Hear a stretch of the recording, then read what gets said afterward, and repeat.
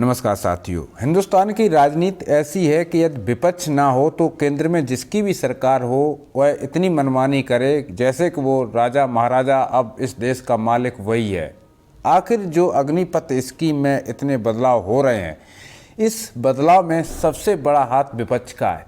विपक्ष कहीं न कहीं अग्निपथ स्कीम को लेकर के कोई नया मुद्दा खड़ा कर देता है। अभी जो सबसे बड़ा प्रोटेस्ट चल रहा है, यानी अग्निपथ स्कीम में सबसे बड़ा मुद्दा चल रहा है अग्निवीरों की सैलरी के ऊपर। उसके बारे में अभी की नई अपडेट आप लोगों को बताने वाले हैं। वीडियो शुरू करूं उससे पहले ज़रूरी है दोस्तों, यदि आप चैनल पर नए हैं तो चैनल को सब्सक्राइब कर लें, बेल आइकन को ऑल पर प्रेस कर दें, जिससे कि आने वाले हर वीडियो की अपडेट आप तक पहुंच सके। दोस्तों, आपको एक बात बता दूं कि जब विपक्ष बोलता है तो ये बात आमने सामने होती है, सरकार के सीधे कानों तक जाती है। अगर हम और आप बोलते हैं तो थोड़ा समय लगता है, हालांकि ये आवाज़ भी सरकार के कानों तक जाती है। लेकिन एक होता है बेशरम, एक होता है महाबेशरम और एक होता है बेशरमों का बाप बेशरम। तो ये सरकार उसी हद पार कर रही है, यानी बेशरमों के बाप बेशरम ये सरकार हो चुकी है। अब कैसे हो चुकी है? यहाँ पर सरकार खुद बोलती है कि जो परमानेंट सैनिक हैं, अगर एक ही दिन दो सैनिक भर्ती हुए, एक अग्निवीर और एक परमानेंट सैनिक, तो परमानेंट जो सैनिक है उसकी सैलरी 45,000 रुपये पर मंथ है। और वहीं पर एक अग्निवीर उससे 4 दिन बाद भर्ती हुआ, उसकी सैलरी 21,000 रुपये पर मंथ है। जिस गोली के सामने परमानेंट सैनिक खड़ा है उसी गोली के सामने अग्निवीर खड़ा है। जिस दुश्मन के सामने परमानेंट सैनिक खड़ा है उसी दुश्मन के सामने अग्निवीर भी खड़ा है। तो सिर्फ नाम ही तो चेंज हुआ अग्निवीर, काम तो चेंज नहीं हो जाएगा। या फिर आप एक सिक्योरिटी गार्ड वहाँ पर रख दो और जब उसकी अच्छी सिक्योरिटी वहाँ पर देने लगे, जब आपको लगे कि हाँ अब ये देश की सुरक्षा करने के लिए कामयाब है, तो आप उसको एक सैनिक बना दो। ये सरकार, आपको मैं बता दूँ, रक्षा मंत्री राजनाथ सिंह दिल से कुछ बोलते हैं तो सरकार उनकी सुनती नहीं है, और सरकार अगर सुनेगी भी तो रक्षा मंत्री जो कह देंगे हो सकता है सरकार उसको पूरा ना करे। इसका सबसे बड़ा मास्टरमाइंड जो है अमित शाह जी हैं। अमित शाह जैसे राजनाथ सिंह को और प्रधानमंत्री जी को गालनास करते हैं, उसी हिसाब से राजनीति चल रही है।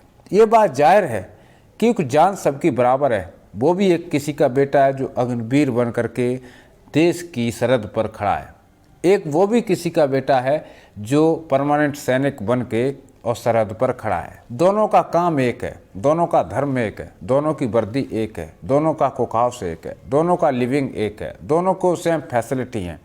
फिर पेमेंट में इतना बड़ा अंतर क्यों?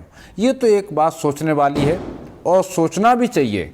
सरकार को ये चीज़ें देखना चाहिए। मैंने पिछले वीडियो में इस पर भी जिक्र किया था कि भाई देखो, 4 साल बेशक अग्निवीर 4 साल के लिए सेना में आए, रखो ठीक है, लेकिन सैलरी में कोई कम बेसी नहीं होना चाहिए। जितनी परमानेंट सैनिक की बेसिक है, जो उसको स्टार्टिंग पेमेंट मिलती है, उतनी एक अग्निवीर को स्टार्टिंग पेमेंट मिलना चाहिए।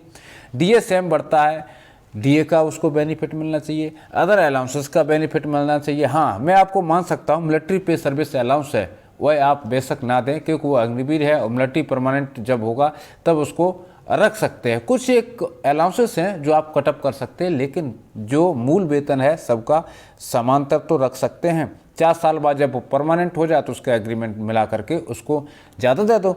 लेकिन सरकार को फिर पैसा कैसे बचेगा? जो अग्निवीरों को पैसा दे रही है और जो परमानेंट सैनिक का पैसा बच रहा है, वो कहाँ से सरकार अपना ब्लैक मनी कैसे बनाएगी? ये सब सोचने वाली बातें हैं। और आप लोग भी ये चीज़ जानते हैं कि एक अग्निवीर को जितना दे रहे हैं सैलरी, वह जो परमानेंट सैनिक है उससे बहुत ही कम राशि है जो हम अग्निवीर को दे रहे हैं। हम 500 रुपये लेके जाते हैं सब्जी लेने के लिए, तो 500 रुपये में हमारा बैग भी नहीं भरता है, और अग्निवीर को 21,000 रुपये में अपने पूरे परिवार का भी खर्चा उठाना है, प्लस अपना भी खर्चा उठाना है। क्या ये बात संभव है?